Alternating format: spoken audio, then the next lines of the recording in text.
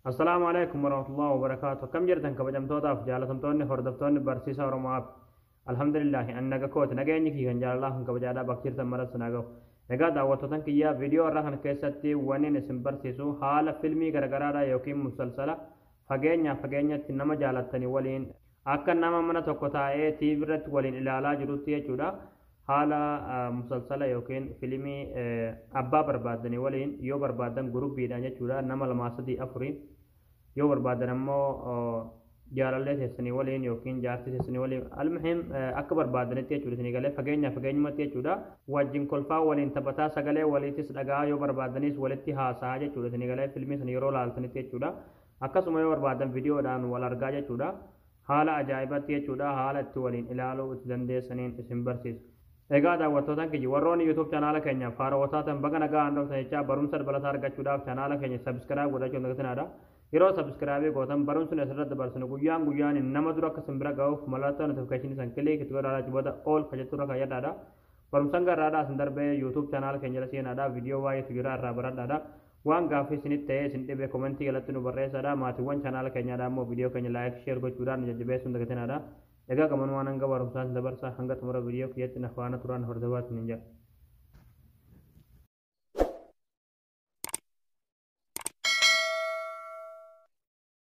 Hayyee daawwattootaan kiyyaa haalli musalsala yookiin fiilmii abbaa barbaadanii waliin nama waliin ilaaluu barbaadanii waliin ilaaluu dandeessan fageenyumatti walitti haasaa sagalee walii dhagahaa fiilmii barbaadan waliin ilaaluu dandeessan jechuudha.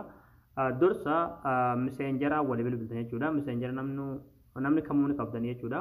Messengeraa keessanirra galtanii jechuudha. Abbaa waliin ilaaluu barbaadan sanitti bilbiltan jechuudha isin galee. Yoommoo gurubbiidhaan nama hedduu waliin yookiin nama 4-5 waliin ilaaluu barbaadan jechuudha. Dursa gurubbii kireet gootaniiti. Gurubbiidhaan viidiyoo kooliidhaan walii bilbiltan jechuudha dura jechuudha isin galee. Mee amma nama tokkotti bilbilee isinitti agarsiisutti. Messengeraa keessanirra galtanii. Achi booda akkuma isiniin jedhe abbaa waliin ilaaluu barbaadan tokkotti ni bilbiltanii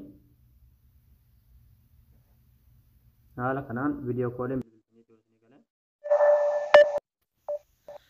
Achi booda yeroo namni sun isin jalaa kaasa jechuudha jawwaala keessan jalatti ol ni buttanii asirratti waatti gaatu harka jettu irratti kiliikni gootanii achi booda fiilmii garagaraatti isiniif fide jechuudha. Yoo barbaadan bakka seerchi kanarrattis fiilmii barbaadan barreessuu ni dandeessanii. Anama wanni sagalee gadi qabeef jechuudha. Sagaleen ni dhagama jechuudha. Gama lachiinuu ni dhagama jechuudha. Simbirattis nama sinjala akka simbirattis nagummaan jawwaaluma tokkoon wani ilaaluu dandeessan jechuudha. Anama koopiraayitii akka irratti hin taaneef sagalee isaanii gadi qabee jechuudha.